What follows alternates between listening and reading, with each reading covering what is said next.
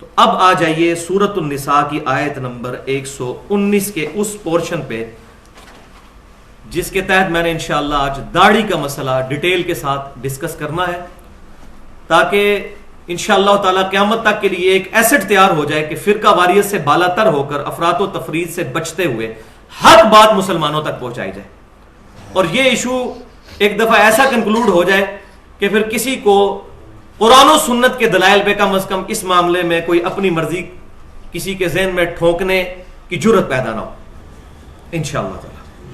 تو آج 24 مارچ 2012 ہفتے کے دن، یہ میں نے ڈیٹ اس لیے بول دی کہ اس سے پہلے بھی میں نے بعض اوقات داڑھی کے مسائل بیان کیے ہیں، اس میں کچھ چیزیں آج مختلف آ جائیں گی، لہٰذا اگر وہ چیزیں ایسی تھیں کہ جو میرے فہم کے مطابق اس وقت تھیں تو ان میں رجوع ہوگا آج کے لیکچر کی وجہ سے۔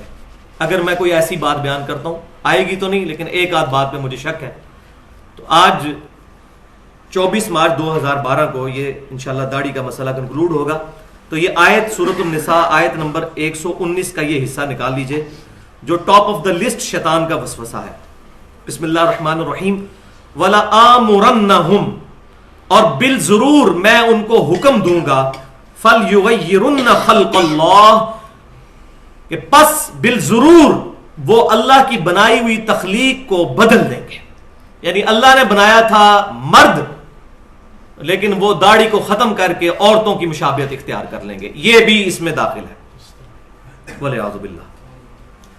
وَمَن يَتَّخِذِ الشَّيْطَانَ وَلِيًّا، اور جو کوئی بھی شیطان کو اپنا یار بنا لے گا، من دون اللہ، اللہ کو چھوڑ کر، فقد خسر خسرانا مبینا، تو بے شک وہ خسارے میں پڑ گیا، اور ایسے خسارے میں جو کھلا خسارہ ہے جس میں کوئی شک ہی نہیں ہے، جو اللہ تعالیٰ کو چھوڑ کر شیطان کی پیروی کرنا شروع ہو گیا۔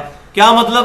کہ اللہ تعالیٰ کی نازل کردہ شریعت، امام کائنات صلی اللہ علیہ وسلم کی مبارک تعلیمات کو چھوڑ کر ان کے مقابلے پر جو شیطان کے وسوسے ہیں ان کی پیروی اس نے کرنی شروع کر دی۔ تو یہ ہے آیت جس کے تحت داڑھی کا مسئلہ انشاءاللہ آج ڈسکس ہوگا۔ تو پہلے یہ بات سمجھ لیجئے کہ عربی زبان کے اندر داڑھی کے لیے لحیہ کا لفظ استعمال ہوتا ہے، اور عربی ڈکشنری القاموس کے مطابق لحیہ یا داڑھی نچلے جبڑوں پر اگنے والے بالوں کو کہتے ہیں، اور اس میں یہ بچی کے بال بھی داخل ہیں داڑھی میں، لیکن یہ رخسار کے بال جو اوپر والے جبڑوں پہ آتے ہیں اور یہ گلے کے بال جو یہ گلے پہ اگے ہوتے ہیں یہ داڑھی میں شامل نہیں ہے۔ یہ بھی اگر کوئی ریموو کرتا ہے اور یہ والے ریموو کرتا ہے تو اس کو ہم یہ نہیں کہیں گے کہ وہ داڑھی صاف کر رہا ہے، ورنہ ہم علمی طور پر بے وقوف ہوں گے، اور صحابہ کرام سے خصوصاً سیدنا ابو ہریرہ سے المصنف ابن ابی شیبہ میں صحیح سند کے ساتھ موجود ہے کہ وہ رخساروں کے بال صاف کیا کرتے تھے، وہ آگے آ بھی جائیں گے انشاءاللہ احادیث۔ تو یہ ویسے ہی صاف کرے نہ کرے اس کا داڑھی کے ساتھ کوئی تعلق نہیں ہے، داڑھی یہ والا حصہ ہے یہاں سے لے کر یہ ایسے۔ اب داڑھی کی اہمیت اور اس کی فرضیت سے متعلق ڈسکشن کرنے سے پہلے دو امپورٹنٹ پوائنٹ میں ڈسکس کرنا ضروری سمجھتا ہوں۔ اس میں سے پوائنٹ نمبر 1 یہ ہے کہ داڑھی جو ہے یہ دنیا کے تمام مذاہب کے اندر شریعت کا سمبل ہے، علامت ہے، چاہے مسلمان ہو، مسلمانوں میں اس میں کوئی دوسری رائے موجود نہیں ہے کسی بھی مکتبہ فکر کی، اہل سنت کہلوانے والے تینوں گروہ، بریلوی، دیوبندی اور سلفی یعنی اہل حدیث، اور اہل تشیع بھی، اس کے علاوہ بھی جتنے مکاتب فکر موجود ہیں پوری دنیا میں، کسی کا یہ اختلاف نہیں ہے اس معاملے میں، سب یہ بات مانتے ہیں کہ امام کائنات صلی اللہ علیہ وسلم کے چہرے مبارک پر داڑھی تھی اور صحابہ کرام علیہم رضوان داڑھی رکھتے تھے۔ ہاں یہ بحث الگ وہ کرتے ہیں کہ وہ کلچرل داڑھی تھی، وہ دین کے حصے کے طور پر نہیں، یہ الگ چیز ہے، لیکن وہ رکھتے تھے، اس پہ سارے متفق ہیں۔ دوسری چیز، داڑھی کے مسئلے کے اندر کرسچنز کا بھی اتفاق ہے کہ داڑھی رکھنا یہ ان کے ریلیجن کا حصہ ہے، بلکہ آپ دیکھ لیں ہالی ووڈ نے جو 2 فلمیں بنائی ہیں، پیشن آف دا کرائسٹ اور کنگ آف دا کنگز، اس میں عیسیٰ علیہ السلام کو انہوں نے دکھایا ہے۔ اسی طریقے سے ایران والوں نے بھی عیسیٰ علیہ السلام پر ایک فلم بنائی ہے، وہ تو چلے مسلمان ہیں، لیکن جو کرسچنز نے بنائی ہے ہالی ووڈ نے، ان دونوں فلموں میں عیسیٰ علیہ السلام کا جو کریکٹر دکھایا گیا اس میں داڑھی دکھائی گئی ہے. اسی طریقے سے سیدنا موسیٰ علیہ السلام جو یہودی سمجھتے ہیں کہ ہم ان کے فالوور ہیں، ان پر بھی ایک فلم بنی ہے 10 کمانڈمنٹس کے نام سے، ایک بیہودہ فلم. اس میں موسیٰ علیہ السلام کو دکھایا ہے، ان کے بھی چہرے مبارک پہ داڑھی والا معاملہ انہوں نے کریکٹر کے طور پر وہاں دکھایا ہے. اسی طریقے سے ہندوؤں میں آپ کو یاد ہے کچھ سال پہلے ڈاکٹر ذاکر نائک کا مجادلہ ہوا تھا، ڈیبیٹ ہوئی تھی سری سری روی شنکر کے ساتھ، اور دیکھ لیں اس کے سر کے بالوں پہ بھی وہ زلفیں تھیں اور داڑھی بھی اس کی بڑی خوبصورت اور بڑا نورانی چہرہ ہے اس کا. کیونکہ ہم تو چہروں پہ ہی جاتے ہیں نا، ہم امال پہ تو عقائد پہ تو جاتے نہیں. میرا خیال ہے ہمارے کئی مولویوں سے زیادہ خوبصورت ہے وہ. اگر داڑھی پہ اور خوبصورتی پہ فیصلے ہونے ہیں تو اس کے چہرے پہ بہت نور ہے، اور اس کی داڑھی دیکھ لیں کم از کم مٹھی تو ہے، وہ انٹرنیٹ کے اوپر پڑی ہوئی ہیں اس کی ویڈیوز. تو وہ ہندوؤں کا دنیا کے 140 ملکوں میں اس کی آرگنائزیشن چل رہی ہے. تو ہندوؤں میں بھی مذہب کی علامت کے طور پر داڑھی ہے. تو یہ ساری باتیں میں نے اس لیے بتائیں کہ دنیا کے تمام مذاہب کے اندر داڑھی کی اہمیت اپنی جگہ موجود ہے.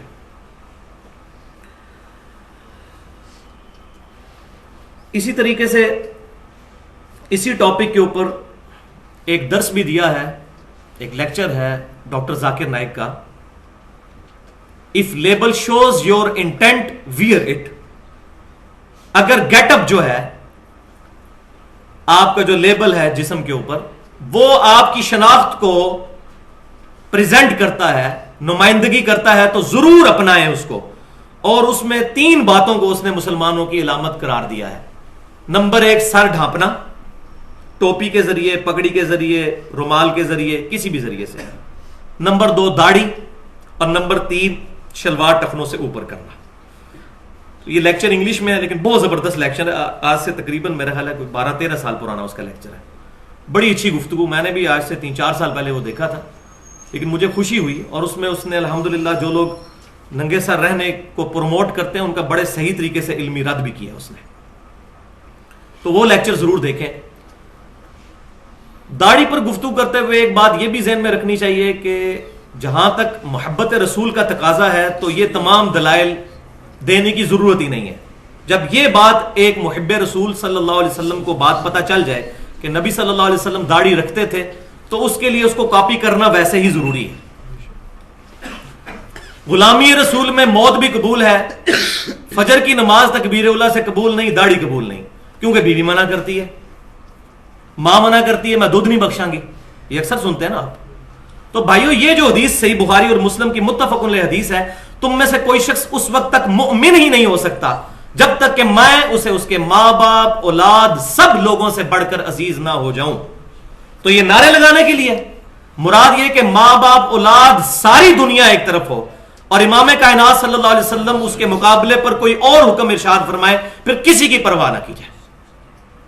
پھر اس چکر میں نہ پڑے کہ ماں دودھ نہیں بخشے گی اور بیوی جو ہے وہ تنگ کرے گی. پھر یہ فیصلہ کرنا ہے کہ کھٹا لینا ہے کہ میٹھا.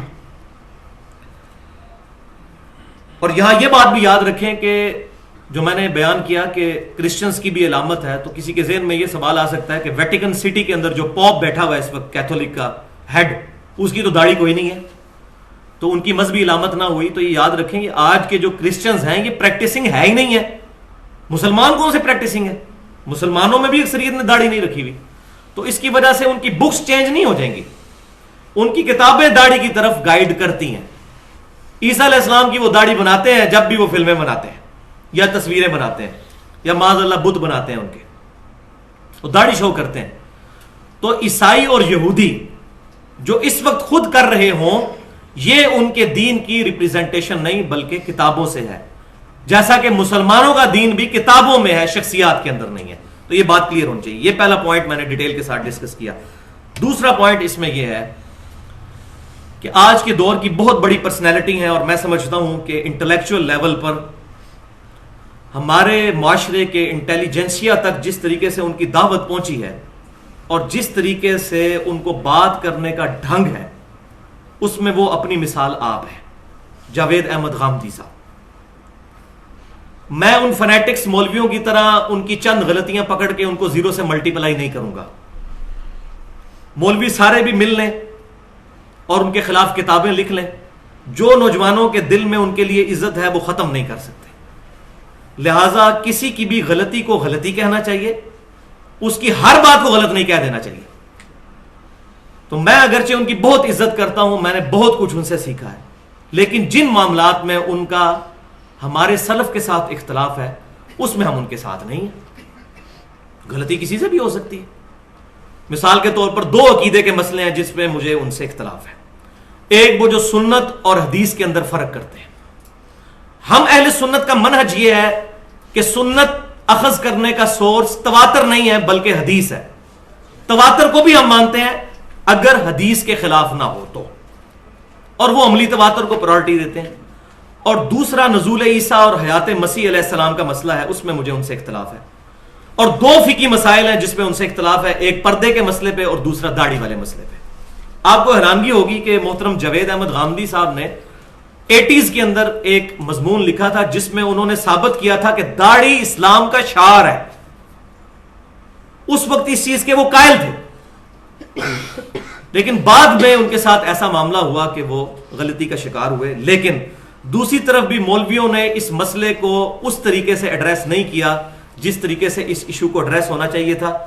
اور میں اشتہار پڑھ رہا ہوتا ہوں، وہ لکھا ہوتا ہے جناب رد غامدیت، کتابیں پوری لکھی ہوئی ہیں، رد پرویزیت. غلام پرویز اور جاوید احمد غامدی میں زمین اسمان کا فرق ہے. ہم نے پڑھا ہی کوئی نہیں ہوا. غلام احمد پرویز تو قرآن پاک کے ساتھ کھلواڑ کرتا تھا، اس نے تو قرآن پاک کی دھجیاں بکھیر دی ہیں. جاوید احمد غامدی صاحب کا تو مسئلہ یہ نہیں ہے، بلکہ جس طریقے سے جاوید احمد غامدی صاحب نے رد کیا ہے غلام پرویز کا، کسی نے نہیں کیا. لہذا ان دونوں میں بہت فرق ہے. آپ رد پرویزیت ضرور کریں، لیکن وہ اب یہ کہنا مذہب غامدیت، یہ طریقہ غلط ہے کسی کو سمجھانے کا. اس طریقے سے آپ خود ڈفرنس کریٹ کر لیں گے. اور غامدی صاحب سے بھی میں سمجھتا ہوں ہزاروں گنا بڑی پرسنالٹی مولانا مودودی رحمت اللہ علیہ، میں سمجھتا ہوں کہ صدیوں میں ان کی مثال پیش کرنا مشکل ہے. آج جتنی ریولوشن آئی ہوئی ہے قرآن پاک کے حوالے سے، چاہے ڈاکٹر اسرار ہوں یا عبد الرحمان کیلانی صاحب ہوں اہل حدیث میں بہت بڑے عالم، یہ سب لوگ ان کی مولانا مودودی کی تفسیر پڑھ کے چینج ہوئے. میں یہ کوئی مولوی تو نہیں تھے، خود ان سے پوچھیں. آج اہل حدیث مکتبہ فکر میں سب سے زیادہ کتابیں عبد الرحمان کیلانی صاحب کی ہیں. ان کی کیا بیک گراؤنڈ ہے؟ وہ تو اینٹوں کا بٹا چلاتے تھے، وہ تو تفہیم القرآن پڑھی تو چینج ہوئے. اور ان کی تفسیر آپ پڑھ کے دیکھیں، سارا کچھ وہ مولانا مودودی سے انہوں نے نقل کیا. اب مودودی صاحب سے اگر کہیں 2-4 غلطیاں ہو گئی تو بھائی اس کی وجہ سے وہ 0 سے ملٹیپلائی تو نہیں ہو جائیں گے. ورنہ الحمدللہ ہم نے تو ان بزرگوں کی غلطیاں نکالی ہیں جن کے لوگ مقلد ہو چکے ہوئے تھے. امام احمد صاحب بریلوی صاحب کی کتنی بڑی بڑی غلطیاں، شیخ اشرف علی تھانوی صاحب کی کتنی بڑی بڑی غلطیاں، امام ابن تیمیہ کی کتنی بڑی بڑی غلطیاں میں نے کتابوں سے پوائنٹ آؤٹ کی ہیں. آج بڑے بڑے علماء کی زبانیں بند ہو چکی ہیں کہ ہاں جی ہمیں تو پتہ ہی نہیں تھا غلطیاں. تو اب میں امام ابن تیمیہ کی وہ غلطیاں پکڑوں اور احمد صاحب بریلوی صاحب کی غلطیاں پکڑ کے شیخ اشرف علی تھانوی صاحب کی غلطیاں پکڑ کے ان کو 0 سے ملٹیپلائی کر دوں، کتنا بڑا ظلم ہے. جو ان کی غلطیاں ہم ان کو غلطیاں کہیں گے، جو ان میں اچھی باتیں ہیں وہ لے لیں. دوسری طرف تو ہم یہ کہتے ہیں کہ شیطان بھی کوئی اچھی بات کرے تو لے لیں. جیسے صحیح بخاری میں ہے کہ آیت الکرسی کا وظیفہ شیطان نے دیا تھا، اور بھائی شیطان سے بھی بدتر ہو چکے ہیں معاذ اللہ مولانا مودودی یا ابن تیمیہ یا احمد صاحب بریلوی یا شیخ اشرف علی تھانوی صاحب. تو یہ اپنی سوچ تھوڑی سی فرقہ واریت سے ہم بدلیں اور ہوش کے ناخن لیں، ورنہ یقین کریں 2% کی عزت نہیں رہے گی ان علماء کی اگر وہ اس طریقے سے بدتمیزی کے ساتھ کسی کی اصلاح کرنے کی کوشش کریں گے. پازیٹیولی چیزوں کو ایڈریس کریں. تو اب آ جائیے اللہ کا نام لے کر میں اب اس کی ڈسکشن شروع کرتا ہوں داڑھی کی اہمیت کے اوپر. تو پہلی حدیث صحیح بخاری اور صحیح مسلم کی متفقن علیہ حدیث ہے کہ امام کائنات صلی اللہ علیہ وسلم نے لعنت فرمائی ہے ان مردوں پر جو عورتوں کی مشابہت اختیار کرتے ہیں اور ان عورتوں پر جو مردوں کی مشابہت اختیار کرتی ہیں. تو داڑھی منڈانا بھی مردوں کا عورتوں کی مشابہت اختیار کرنا ہے، کیونکہ یہ بات بالکل طے ہے کہ اللہ تعالیٰ نے لمبے بالوں کے ذریعے عورتوں کو زینت بخشی. میں نے پچھلی دفعہ ڈیٹیل سے ڈسکس کیا تھا بالوں کا مسئلہ. اور مرد کو داڑھی کے ذریعے زینت بخشی. عورت کے اگر داڑھی مونچھ کے بال نکل آئے تو اس کے لیے صاف کرنا فرض ہے، اور مرد کے نکلیں گے تو اس کے لیے رکھنا فرض ہے، کیونکہ اس کا حکم موجود ہے. اور ان کو ریموو کرنا اسی آیت کے تحت ہے جو شیطان نے کہا تھا وَلَآمُرَنَّهُمْ فَلْيُغَيِّرُنَّ خَلْقَ اللَّهِ سورۃ النساء آیت نمبر 119 کہ میں بالضرور انہیں حکم دوں گا کہ اللہ کی بنائی ہوئی تخلیق کو، یہ اللہ کی بنائی ہوئی تخلیق کو بدل دیں گے، وَلِعَوْذُ بِاللَّهِ تعالی۔ دوسری حدیث صحیح بخاری اور صحیح مسلم کی، سیدنا عبداللہ بن عمر رضی اللہ تعالی عنہما روایت کرتے ہیں کہ آپ صلی اللہ علیہ وسلم نے ارشاد فرمایا، داڑیاں بڑھاؤ اور مونچھیں پست کرو، مشرکین کی مخالفت کرو اس عمل کے ذریعے۔ اور مسند امام احمد میں یہ الفاظ ہیں کہ یہود و نصارہ کی مخالفت کرو داڑیاں بڑھا کر اور مونچھیں پست کر کر، اور صحیح مسلم کے الفاظ یہ ہیں کہ مجوسیوں کی مخالفت کرو داڑیاں رکھ کر اور مونچھیں پست کر کے، کیونکہ مجوسیوں کا یہ عمل تھا کہ وہ داڑیاں منڈاتے تھے اور لمبی لمبی مونچھیں رکھا کرتے تھے، ایران کے لوگ۔ تو آپ صلی اللہ علیہ وسلم نے اس کی مخالفت کرنے کا حکم فرمایا۔ لہذا اگر کوئی شخص اتنی داڑھی رکھ لے کہ جو عرف عام میں داڑھی ہو، تو اپنی عقل سے صرف سوچ لیجئے کہ جو بندہ داڑھی منڈاتا ہے، مجوسی منڈاتے تھے نا، اس کے مقابلے پہ اگر کوئی شخص اتنی داڑھی رکھ لے کہ عرف عام میں اس کو داڑھی بولا جاتا ہو، وہ کم از کم اس وعید سے باہر نکل جائے گا جو یہود و نصارہ یا مجوسیوں یا آتش پرستوں یا مشرکین کے بارے میں ہے۔ لیکن لیکن لیکن سنت یہ ہوگی، سنت پر وہ مکمل عامل اسی وقت ہوگا جب کم از کم ایک مٹھی داڑھی اس کی ہوگی، وہ آگے ڈیٹیل آ جائے گی۔ سنت کی کیٹیگری میں اسی وقت وہ فال کرے گا، البتہ اس وعید سے باہر نکل جائے گا جو لعنت فرمائی گئی ہے، کیونکہ وہ پرٹیکولر داڑھی منڈانے کے بارے میں ہے۔ اب داڑھی پر گفتگو کرنے سے پہلے ایک حدیث کا اصول سمجھ لیجئے، بنیادی اصول۔ اب میں چونکہ ٹیکنیکل گفتگو کر رہا ہوں کیونکہ بڑے لوگوں کو تکلیف ہوگی، لیکن انشاءاللہ تعالی ابھی تک تو بڑے بڑے علماء کے ساتھ یہ ڈسکشن کیا وہ لاجواب ہے۔ اب ویڈیو ریکارڈ ہوگی تو ساری چیزیں آ جائیں گی ریکارڈنگ میں، کوئی مسئلہ ہی نہیں رہے گا انشاءاللہ تعالی کسی کو۔ ایک اصول حدیث سمجھ لیجئے، یہ پیٹ رول ہے حدیث کا کہ حدیث کے فہم کو سب سے زیادہ حدیث کا راوی جانتا ہے، اس میں کوئی دوسری رائے نہیں ہے۔ اور یہ بات الحمدللہ اہل سنت کہلوانے والے تینوں گروہ، بریلوی، دیوبندی اور اہل حدیث کو تو بالخصوص یہ بات پتہ ہے، کیونکہ وہ فاتح خلف امام والے مسئلے میں جان ہی اسی جگہ سے چھڑاتے ہیں۔ اہل حدیث کا جو سٹانس ہے، اصحاب الحدیث کا، اہل السنہ کا، اہل تقلید کے بارے میں اس مسئلے میں جو اختلاف ہے فاتح خلف امام پہ، وہاں جان ہی یہاں سے چھوٹتی ہے جبکہ راوی کا فہم مانا جاتا ہے۔ صحیح مسلم میں حدیث ہے کہ سیدنا ابو ہریرہ رضی اللہ تعالیٰ عنہ روایت کرتے ہیں کہ نبی صلی اللہ علیہ وسلم نے ارشاد فرمایا، اس کی نماز ناقص ہے، ناقص ہے، ناقص ہے جو سورۃ الفاتحہ نہیں پڑھتا۔ پھر انہوں نے ڈیٹیل حدیث بیان کی۔ جب ان کے ساتھیوں نے پوچھا کہ جب ہم امام کے پیچھے ہوتے ہیں تو کیا کریں، تو انہوں نے ارشاد فرمایا، اقرا بہا فی نفسک۔ یہ حدیث کے الفاظ نہیں، سیدنا ابو ہریرہ کا فتویٰ ہے کہ دل میں آہستہ آہستہ ساتھ ساتھ سورہ فاتحہ پڑھا کرو، کیونکہ میں نے نبی صلی اللہ علیہ وسلم سے سنا کہ اللہ تعالیٰ نے ارشاد فرمایا، حدیث قدسی ہے کہ نماز میں نے اپنے اور اپنے بندے کے درمیان برابر تقسیم کر لی ہے۔ پوری نماز سورہ فاتحہ کو ارشاد فرمایا۔ جب میرا بندہ کہتا ہے الحمدللہ رب العالمین تو میں کہتا ہوں میرے بندے نے میری حمد کی۔ جب وہ کہتا ہے الرحمن الرحیم تو میں کہتا ہوں میرے بندے نے میری صفات کا اقرار کر لیا۔ جب وہ کہتا ہے مالک یوم الدین تو میں کہتا ہوں میرے بندے نے میری بزرگی کا اعتراف کر لیا۔ جب وہ کہتا ہے ایاک نعبد و ایاک نستعین تو یہ میرے اور میرے بندے کے درمیان کامن ہے، یہ بانڈ ہے۔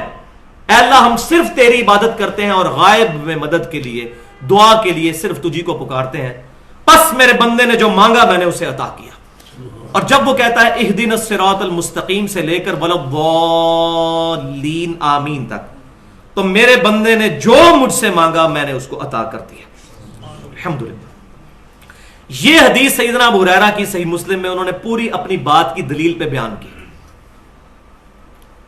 تو حدیث کے راوی ہیں سیدنا ابو ہریرہ رضی اللہ تعالیٰ عنہ، اور فتویٰ بھی ان کا ہے اقرا بہا فی نفسک۔ دل میں آہستہ آہستہ پڑھ. اقرا پڑھنے پہ آتا ہے، سوچنے پر یا دل میں خیال لانے پہ نہیں آتا. اب راوی کا فہم مانا جائے گا. اس کے مقابلے پر ایک حدیث ہے جو جامعہ ترمذی میں صحیح سند کے ساتھ سونے کی مور صحیح روایت ہے.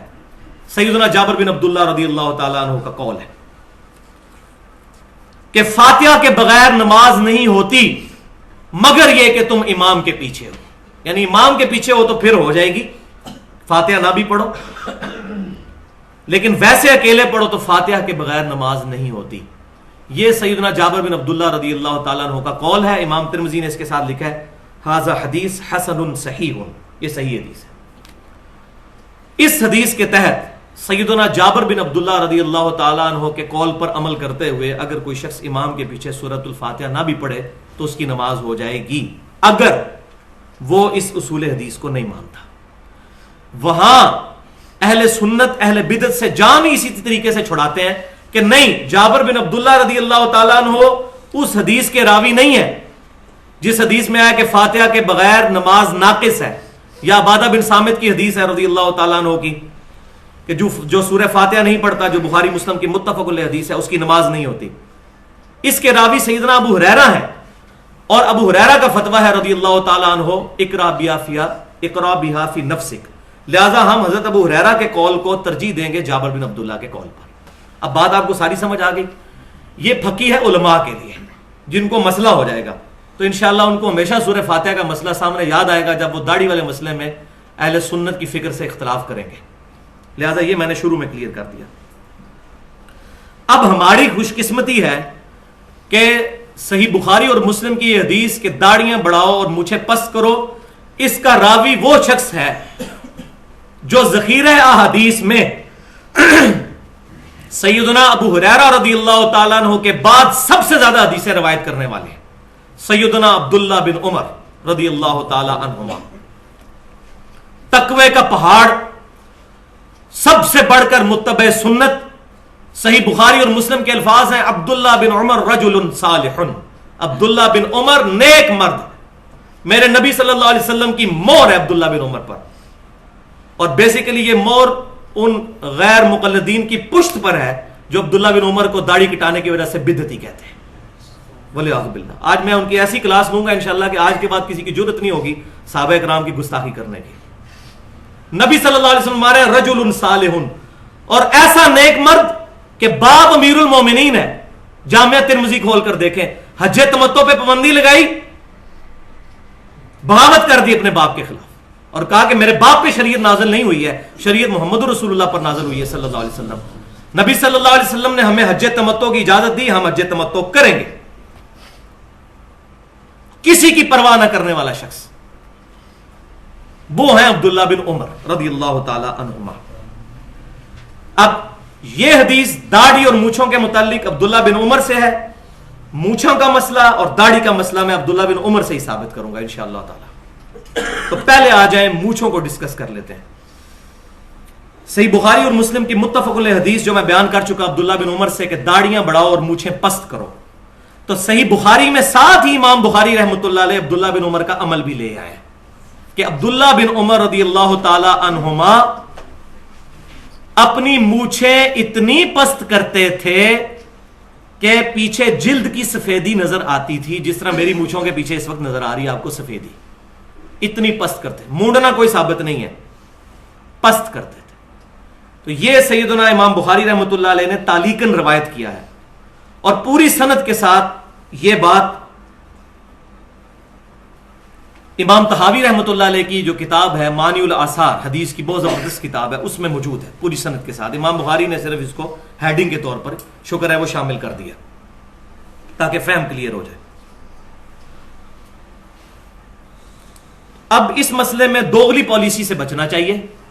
اگر حدیث پر جاتے ہیں تو جتنے لوگ بھی بریلوی مکتبہ فکر اور دیوبند مکتبہ فکر اور اہل حدیث کے اندر مونچھیں صاف کرتے ہیں تو وہ اس حدیث کے خلاف چل رہے ہیں، اگر وہ حدیث کے فہم کو عبداللہ بن عمر رضی اللہ تعالی عنہما کے مطابق نہیں لیتے.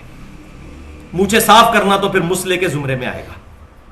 لیکن الحمدللہ ہم مقلد نہیں ہیں اور نہ غیر مقلد ہیں.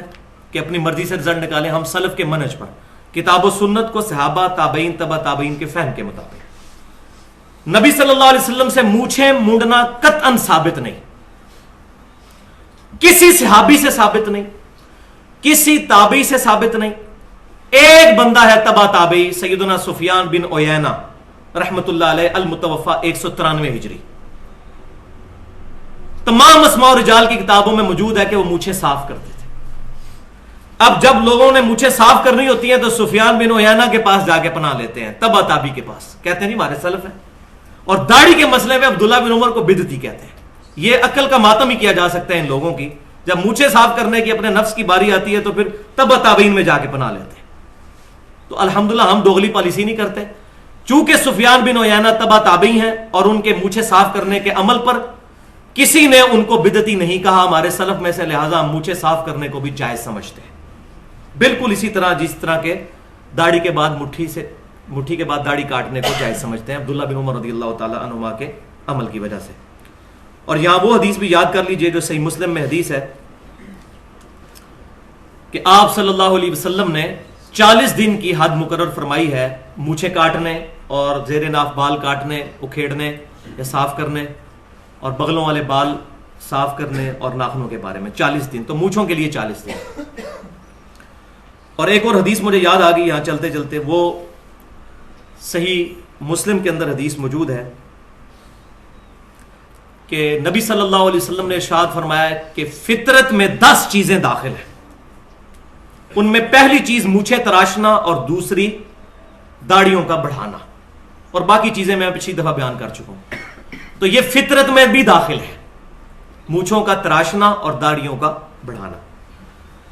لیکن اگر کوئی شخص مونچھیں صاف کرنے کو کسی جماعت کی نشانی بنا دے گا تو یہ پھر بہت ظلم ہو جائے گا. جس طرح ہمارے سامنے تبلیغی جماعت ہے, ٹھیک ہے ہمیں ان کے منہج سے ضرور اختلاف ہے, لیکن جتنا وہ دین کا کام کر رہے ہیں اس میں ہم ان کے ساتھ ہیں. منہج اپنا صحیح کریں, کتاب و سنت پر جو بات کرتے ہیں کہ اللہ کے احکامات کو نبی صلی اللہ علیہ وسلم کے طریقوں پر پورا کرنا, تو اللہ کے احکام قرآن سے پتہ چلیں گے, نبی صلی اللہ علیہ وسلم کے طریقے بخاری اور مسلم سے پتہ چلیں گے. تو فضائل اعمال کی بجائے وہ قرآن پاک سے درس شروع کریں تو بہت اچھی بات ہے. لیکن میں نے یہ آبزرو کیا, خود بھی تبلیغی جماعت کے ساتھ بھی عرصہ گزرا, دعوت اسلامی کے ساتھ بھی گزرا, جس طرح دعوت اسلامی نے ریڈ پگڑی کو اپنی نشانی کے طور پر باندھ لیا ہے. ہمیں جو یہ گرین پگڑی سے کوئی اختلاف نہیں, گرین کپڑے بھی نبی صلی اللہ علیہ وسلم سے پہننا ثابت ہے, یہ کلر میں کوئی مسئلہ نہیں, لیکن اس کو نشانی کے طور پہ اپنانا یہ چیز پھر کنڈیمنیبل ہے. اسی طریقے سے تبلیغی جماعت میں جو جائے مونچھیں صاف کرنا شروع کر دے اور اس کو اپنی نشانی بنا لے کہ ہماری جماعت کی نشانی ہے, یہ امت میں تفرقہ بازی ڈالنا ہے. یہ کام نہیں ہونا چاہیے. کوئی رکھ لیں کوئی نہ رکھے, اس طریقے سے مکس کام چلنا چاہیے. اب آ جائیے دوسری چیز جو داڑھی ہے جس پہ میں نے ڈسکشن کرنی ہے. تو صحیح بخاری اور مسلم کی متفق علیہ حدیث ہے کہ امام کائنات صلی اللہ علیہ وسلم نے فرمایا کہ داڑھیوں کو معافی دو, واعف اللحا, داڑھیوں کو معافی دو اور مونچھیں پست کرو اور مشرکین کی مخالفت کرو. یہ حدیث نمبر ہے 5892. نمبر میں اس لیے ساتھ بتا رہا ہوں انٹرنیشنل کیونکہ یہ کریٹیکل ہے. اس کے ساتھ ہی اسی سند پہ عبداللہ بن عمر رضی اللہ تعالیٰ عنہ کا عمل بھی لکھا ہوا ہے. یہ تعلیقاً نہیں ہے, سند کے ساتھ ہے کہ عبداللہ بن عمر رضی اللہ تعالیٰ عنہ حج اور عمرے کے موقع پر اعلانیہ پبلکلی, حج اور عمرے پہ تو سارے اکٹھے ہوئے ہوتے ہیں نا, اور مجھے تو خوشی ہے کہ حج عمرے پہ یہ کام کرتے تھے تاکہ کوئی کہ چھپ کے کیا ہے تو پتہ ہی نہیں چلا. حج عمرے پہ کرتے تھے, 40,000 صحابہ زندہ تھے, کسی نے نہیں ان پہ بدعت کا فتویٰ لگایا, ورنہ ہماری کتابوں میں آ گیا ہوتا. حج اور عمرے کے موقع پر وہ مٹھی کے بعد داڑھی یوں مٹھی پکڑتے داڑھی کی اور مٹھی کے بعد داڑھی کاٹ دیتے. آپ یہ نہ سمجھے میں کاٹتا ہوں الحمدللہ میری سچی داڑھی ہے, مجھے ضرورت ہی نہیں کاٹنے کی. 34 سال کی عمر میں بھی داڑھی اتنی ہے کہ سچی داڑھی الحمدللہ, بال جو ہیں وہ مٹھی سے بڑے ہوئے ہیں, یہ دیکھ لیں کتنے بڑے ہوئے ہیں, لیکن ضرورت نہیں پڑتی کاٹنے کی. اگر کوئی ایسی داڑھی ہو کہ جس کو دیکھ کے لوگ گھن کھائیں تو اس میں تو میں ضرور کاٹتا, پھر اس کو سنت کے مطابق کرتا, تاکہ داڑھی کی عظمت لوگوں کے دلوں میں یہ نہیں ہے کہ ایک پوچھل یہاں سے لٹکی ہوئی ہے اور پاکی پلیتی کا دھیان کرنا بھی مشکل ہو گیا ہے. یہ داڑھی سے نفرت دلانے والی بات ہے, یہ صرف بے سمجھی ہے. وہ آگے آ جائیں گی حدیثیں. آج تو میں یہ بھی کلیئر کروں گا کہ حضور کی اپنی داڑھی کتنی تھی. جو جھوٹ بولا جاتا ہے کہ سینہ بڑھتی تھی, وہ بھی آج آ جائے گا انشاءاللہ تعالی. تو حج اور عمرے کے موقع پر وہ یہ کام کرتے تھے, کاٹ دیتے تھے. اور مٹھی یہ ہوگی, یہ بعض جدید مولویوں نے کہا جی مٹھی یہ ہے. یہ مٹھی بھائی میرے, یہ مٹھی بہت بعد میں آئی ہے, ایسے 200-250 سال پہلے کہ 2 مٹھیاں جوڑی جائیں تو 1 فٹ بنتا ہے. یہ ڈکشنری کی مٹھی بعد میں آئی ہے. یہ صحابہ کے فرشتوں کو بھی نہیں پتا کہ یہ مٹھی بعد میں کسی نے بنانی ہے. یہ مٹھی نہیں ہے. مٹھی میں داڑھی پکڑتے ہیں, جب پکڑنا ہے تو ایسے کر کے پکڑنا ہے, یوں یہ پکڑنا ہے, یہ پکڑ کے وہ کاٹا کرتے تھے. یہ صحیح بخاری میں موجود ہے حج اور عمرے کے موقع. اب ہم فنیٹک بھی نہیں ہیں. ایک ضعیف حدیث موجود ہے جامعہ ترمذی میں کہ نبی صلی اللہ علیہ وسلم اپنے طول سے داڑھی کو کاٹتے تھے اور عرض سے بھی کاٹ کے داڑھی کو چھوٹا کیا کرتے تھے, لیکن حدیث ضعیف ہے, ترمذی میں ہے. اس میں عمر بن ہارون متروک ضعیف راوی ہے, اس کی حدیثیں ترک کی گئی ہیں, ضعیف روایت ہے, وہ ہم پیش نہیں کر رہے. اس حدیث کے اوپر دو اعتراض ہوتے ہیں علمی, ایک علمی ہے اور ایک غیر علمی جاہلانہ اعتراض ہے. میں دونوں اعتراض بیان کر کے ان کو انشاءاللہ تعالی کنکلوڈ کرتا ہوں. پہلا اعتراض جو علمی کیا جاتا ہے وہ یہ ہے کہ جی حج اور عمرے پہ یہ کرتے تھے نا, عام دنوں میں تو نہیں کرتے تھے. اچھا, حج اور عمرے پر کرنا ان کا اعلانیہ ہے, اور آپ تو داڑھی کاٹنے کو, کینچی لگانے کو کہتے ہیں حرام, حج عمرے پہ تو اس سے بڑا حرام ہوگا. کیوں کاٹتے تھے وہ؟ تو کیا آپ حج عمرے پہ قائل ہیں؟ تو کہیں گے نہیں, تو پھر آپ تو دلیل ہی نہیں پیش کر سکتے. تو حج اور عمرے پر کاٹتے تھے, تو یہ بھی آپ کی غلط فہمی ہے. آپ سے مراد وہ لوگ جن کو یہ غلط فہمی. عبداللہ بن عمر رضی اللہ تعالی عنہما, عبداللہ بن عباس رضی اللہ تعالی عنہما, سیدنا ابو ہریرہ رضی اللہ تعالی عنہ, تینوں چوٹی کے صحابہ مطلقاً داڑھی کاٹا کرتے تھے مٹھی کے بعد. وہ میں آپ ثبوت دینے لگا ہوں. الموطا امام مالک, امام مالک وہ شخصیت جن سے 700 حدیثیں صحیح بخاری میں امام بخاری نے لی ہیں دو واسطوں سے. الموطا امام مالک میں گولڈن چین کے ساتھ یہ حدیث ہے. گولڈن چین آپ کو پتا ہے نمبر 1 روایت جو امام بخاری فرماتے ہیں کہ امام مالک نے سنا ہو نافع سے, اور نافع نے عبداللہ بن عمر سے, اور عبداللہ بن عمر نے رسول اللہ صلی اللہ علیہ وسلم سے. یہ گولڈن چین ہے اس روایت کے اوپر. الموطا امام مالک میں انٹرنیشنل نمبرنگ کے مطابق 895 نمبر اثر ہے کہ عبداللہ بن عمر رضی اللہ تعالیٰ عنہ نے جس سال حج کرنا ہوتا اس سال پھر رمضان سے لے کر حج تک اپنی داڑھی کے بالوں کو اور سر کے بالوں کو نہیں کاٹتے تھے. کس سال؟ جس سال حج کرنا ہوتا اس سال رمضان سے لے کر حج تک نہ سر کے بال کاٹتے تھے نہ داڑھی کے بال, پھر حج سے فارغ ہو کے کاٹتے تھے. اس سال نہیں کاٹتے تھے, رمضان سے لے کر حج تک, یعنی عام حالت میں کاٹتے تھے. بالکل واضح چیز. تو یہ واضح ثبوت ہے کہ عبداللہ بن عمر رضی اللہ تعالیٰ عنہما صرف اس سال ہی داڑھی کے بال نہیں کاٹتے تھے جس سال حج کرنا ہوتا تھا, وہ بھی رمضان سے لے کے حج تک آگے پیچھے کاٹتے تھے. اس کے بعد امام مالک وہی حدیث لے کے آئے جو صحیح بخاری اور مسلم میں ہے, صحیح بخاری کے اندر, کہ عبداللہ بن عمر رضی اللہ تعالیٰ عنہما حج کے موقع پر مٹھی کے بعد داڑھی کاٹ لیتے تھے. یہ دونوں حدیثیں الحمدللہ امام مالک کٹھی لے کے آئے ہیں, مسئلہ ہی حل کر دیا. جیسا کہ صحیح بخاری میں تو صرف یہی تھا کہ سیدنا عمر رضی اللہ تعالیٰ عنہ نے ابی ابن کعب اور تمیم داری رضی اللہ تعالیٰ عنہما کو حکم دیا تھا کہ وہ رمضان میں لوگوں کو تراویح پڑھائیں. صحیح بخاری میں رکعتیں کوئی نہیں ہے اس کے ساتھ. الموطا امام مالک میں یہ روایت لے کے امام مالک نے اگلی روایت پھر لی ہے کہ ان کو حکم دیا کہ 11 رکعتیں پڑھائیں, 8 رکعت تراویح اور 3 وتر. تو یہاں بھی امام مالک نے امت پہ احسان کیا ہے, دونوں چیزیں جمع کر کے مسئلہ ہی حل کر دیا. اور الحمدللہ یہی بات ہے جو سنن نبی داؤد کے اندر انٹرنیشنل نمبرنگ کے مطابق 2357 نمبر حدیث ہے, اکلوتی حدیث ہے رمضان کی دعاؤں پہ. اس کے علاوہ رمضان کی کوئی دعا ثابت نہیں ہے صحیح سند کے ساتھ. یہ اکلوتی حدیث ہے کہ عبداللہ بن عمر رضی اللہ تعالی عنہما رمضان میں جب روزہ افطار کرتے تو پڑھتے ذهب الظمأ وابتلت العروق وثبت الاجر انشاءاللہ. یہ سنی ہوئی ہے نا دعا, شکر ہے. اسی کے آگے اگلی پورشن یہ جو بیان ہی نہیں کیا جاتا. وہ ان کے شاگرد کہتے ہیں کہ عبداللہ بن عمر رضی اللہ تعالیٰ عنہ یہ دعا پڑھتے اور کہتے ہیں نبی صلی اللہ علیہ وسلم یہ دعا پڑھا کرتے تھے کہ پیاس مٹ گئی, رگیں تر ہو گئیں اور ہمارا اللہ کے حضور اجر پکا ہو گیا. اور پھر ساتھ ہی وہ راوی کہتے ہیں کہ ایک یہ کام میں نے عبداللہ بن عمر کو کرتے ہوئے دیکھا, اور دوسرا میں نے یہ دیکھا کہ عبداللہ بن عمر مٹھی کے بعد داڑھی کاٹ دیا کرتے تھے. اس میں حج عمرے کا ذکر نہیں ہے, مٹھی کے بعد داڑھی کاٹ دیا کرتے تھے. یعنی انہوں نے کہا کہ میں نے یہ دو عمل عبداللہ بن عمر کو کرتے ہوئے دیکھے ہیں, ایک یہ دعا پڑھتے ہوئے. اب کوئی اس حدیث کو ضعیف کرنے کی کوشش کرے نا, دعا ہی فارغ ہو جائے گی, وہ کہیں نہیں کرے گا. شیخ البانی بھی صحیح کہتے ہیں, شیخ زبیر علی صحیح صاحب بھی صحیح کہتے ہیں. دنیا کا کوئی محدث جرت ہی نہیں کر سکتا اس حدیث کو ضعیف کہنے کی. الحمدللہ یہ والا مسئلہ بھی کلیئر ہو گیا. بلکہ شیخ زبیر لزئی صاحب کی تو ویڈیوز انٹرنیٹ پہ پڑی ہوئی ہیں, انہوں نے تو بالکل صحیح بات, ننگی بات کر دی ہے کہ صحابہ کا اجماع ہے کہ مٹھی کے بعد داڑھی کاٹنا جائز ہے. اجماع انہوں نے لفظ استعمال کیا, واقعی اجماع ہے, مخالفت پہ کوئی بات ہی نہیں ملتی. جب مخالفت نہیں ہوگی تو اجماع تصور ہوگا. تو دوسرا اعتراض ہے غیر علمی اور جاہلانہ اعتراض. اب چونکہ وہ اعتراض ہے, اب کیا کریں؟ اعتراض کو تو پھر دور کرنا ہے کہ جی یہ تو عبداللہ بن عمر کا ذاتی عمل ہے, یہ معاذ اللہ عبداللہ بن عمر نے بعد میں حضور کے یہ بدعت کر دی. نبی صلی اللہ علیہ وسلم تو ثابت تو نہیں ہے, ہم نے تو دیکھنا ہے نبی صلی اللہ علیہ وسلم نے کیا کیا. عبداللہ بن عمر نے ان کے اگر خلاف کیا ہے تو یہ خلاف کا ڈیسیژن آپ کریں گے؟ پورے 1400 سال میں, یہ 14ویں صدی کے مولویوں سے پہلے کسی محدث نے کہا کہ عبداللہ بن عمر نے خلاف سنت کام کیا. چیلنج ہے میرا, پیش کریں. حدیث کے بڑے بڑے امام گزرے ہیں, وہ تو اس کو فہم سمجھتے ہیں عبداللہ بن عمر کا, کہ انہوں نے تو صحیح فہم استعمال کیا کہ عبداللہ بن عمر رضی اللہ تعالیٰ عنہ صحابی ہیں, ان کا عمل بھی ہمارے لیے حجت ہے.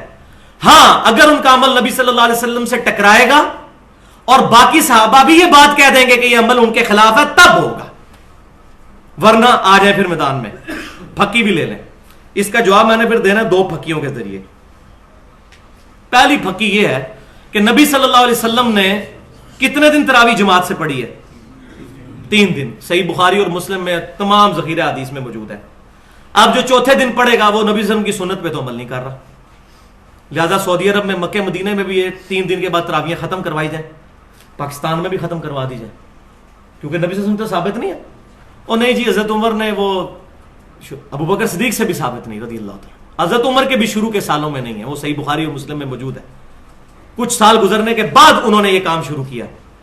نہیں جی حضرت عمر, تو حضرت عمر کدھر آ گئے جی بیچ میں؟ آپ حضرت عمر کے جا کے آپ دامن میں پناہ لے رہے ہیں. اب کہاں گیا مسئلہ کہ نبی صلی اللہ علیہ وسلم کا عمل ہم نے دیکھنا ہے تو بند کروائے. جو چندے اکٹھے کرتے ہیں رمضان کے اندر 27 دن چندے اکٹھے کرنے ہوتے ہیں نا, تو بند کروائے. 3 دن کے بعد تراویح تالا لگائیں مسجدوں کو, فرض نماز کے بعد بند کروائے. انہیں جی صحابہ کا عمل ہے. اور بھائی اب آپ کو بات سمجھ آئے گی کہ صحابہ اکرام کا اگر اجماع ہو جائے اور صحابہ میں اختلاف نہ پایا جاتا ہو, وہ عمل اسی طریقے سے حجت ہے جس طرح کہ نبی صلی اللہ علیہ وسلم کا اپنا عمل ہے. کسی بھی صحیح حدیث سے یہ ثابت نہیں کہ نبی صلی اللہ علیہ وسلم نے ظہر کی 4 رکعتیں ایک سلام سے پڑھی ہوں. آپ 2 سلام سے پڑھتے تھے, 2 الگ 2 الگ. یہ صحابہ سے ثابت ہے ایک سلام سے پڑھنا, ہم اسی لیے جائز سمجھتے ہیں.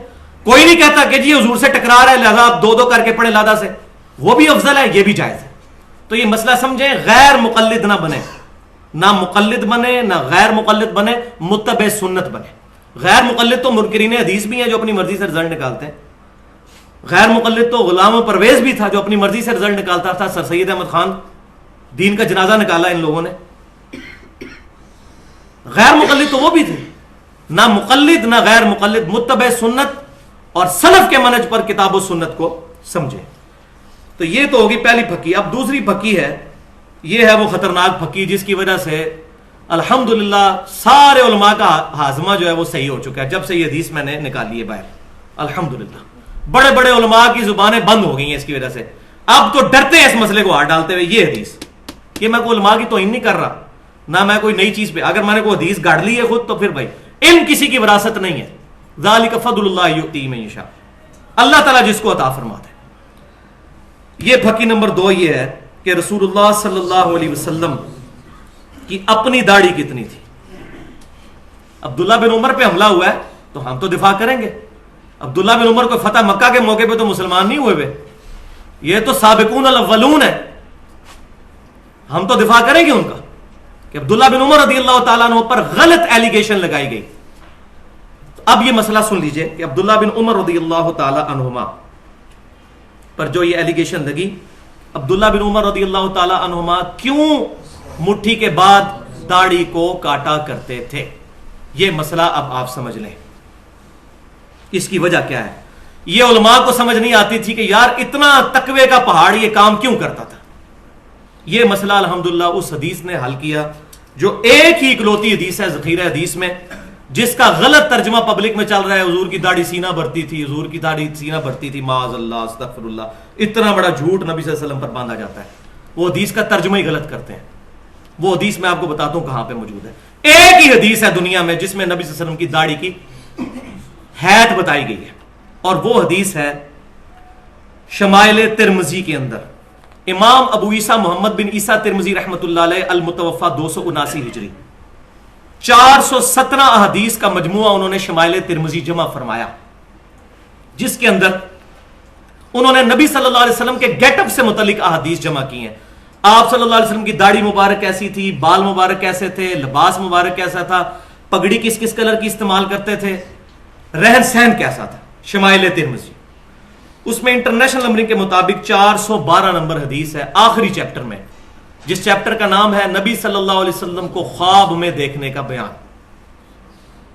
اور الحمدللہ دارالسلام والوں نے اس حدیث کا ترجمہ بھی چھاپ دیا ہے. کتاب کا نام ہے آنائے جمال نبوت صلی اللہ علیہ وسلم. یہ دارالسلام سے آپ کتاب لے لیں. اہل حدیث کے بہت بڑے تھم پاکستان کے اندر شیخ الحدیث حافظ عبدالستار حماد, ان کا ترجمہ ہے, دارالسلام نے چھاپا ہے. یہ حدیث انہوں نے اس میں لی ہے, ترجمہ میں ان کا بیان کروں گا تاکہ مسئلہ حل ہو جائے, کسی کو اختلاف نہ رہے. حدیث کیا ہے کہ یزید الفارسی رحمت اللہ علیہ جو مصحف لکھا کرتے تھے, شمائل ترمذی میں یہ روایت یہاں سے شروع ہوتی ہے. وہ ایک دن عبداللہ بن عباس رضی اللہ تعالیٰ عنہ کے پاس آئے اور کہنے لگے کہ میں نے نبی صلی اللہ علیہ وسلم کو خواب میں دیکھا ہے. تو عبداللہ بن عباس رضی اللہ تعالیٰ عنہ نے فوراً فرمایا کہ بیان کرو, کیونکہ میں نے نبی صلی اللہ علیہ وسلم سے یہ بات سنی. اور کیا سنا؟ وہ بخاری اور مسلم میں بھی ہے کہ جس نے خواب میں مجھے دیکھا اس نے مجھے کو دیکھا, میری شکل میں شیطان نہیں آ سکتا جو میری شکل اپنی ہے. تو اس تابعی نے پھر وہ ڈیٹیل سے خواب بیان کی اپنی. اس خواب کے اینڈ پہ عبداللہ بن عباس رضی اللہ تعالیٰ عنہ نے مور لگائی اور فرمایا کہ جو تو نے خواب بیان کیا, اگر تو اپنی زندگی میں بھی نبی صلی اللہ علیہ وسلم کو دیکھتا تو اس سے مختلف نہ پاتا. ایگزیکٹ یہی حلیہ نبی صلی اللہ علیہ وسلم کا تھا. یہ وہ حدیث ہے جس کی وجہ سے وہ داڑھی والے مسئلے میں کہتے ہیں سینہ بھرتی تھی, وہ ترجمہ غلط کرتے ہیں. ترجمہ انہوں نے صحیح کیا دارالسلام والوں نے الحمدللہ. وہ حدیث میں بیان کرتا ہوں. انہوں نے کیا کہا؟ انہوں نے کہا کہ میں نے نبی صلی اللہ علیہ وسلم کو دیکھا, آپ کا قد مبارک نہ بہت لمبا تھا نہ بہت چھوٹا بلکہ درمیانہ تھا. آپ صلی اللہ علیہ وسلم کا رنگ مبارک نہ بہت سفید تھا نہ بہت سیاہ تھا بلکہ گندمی مائل سفید تھا اور سرخ تھا. اور آپ صلی اللہ علیہ وآلہ وسلم کی آنکھیں مبارک سرمگی تھیں. آپ صلی اللہ علیہ وسلم کا چہرہ مبارک خوبصورت اور گول تھا.